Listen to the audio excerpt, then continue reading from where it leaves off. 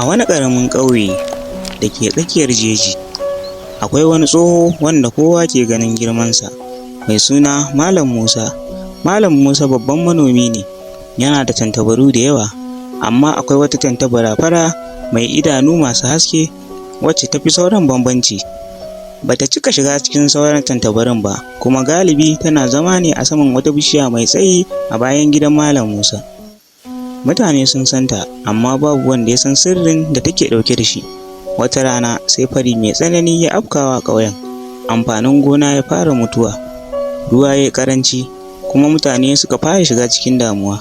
Malam Musa ya shiga cikin damuwa sosai game da al'ummar ƙauyen. Kowace rana yakan fito gona ya kalli shuke-shukensa suna mutuwa.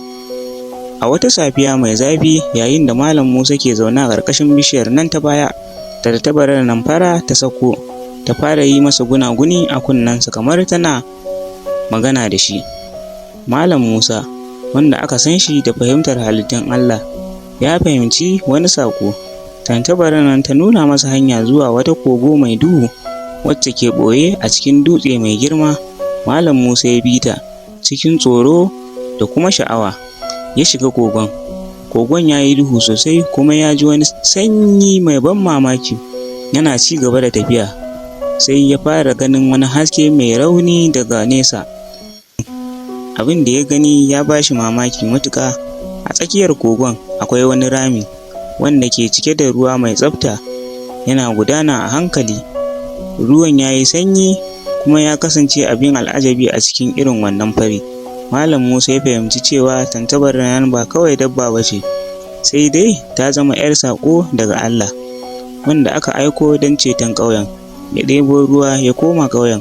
Malam Musa ya jagoranci mutanen ƙauye zuwa kogon, inda suka sami tushen ruwan mai ceton rai.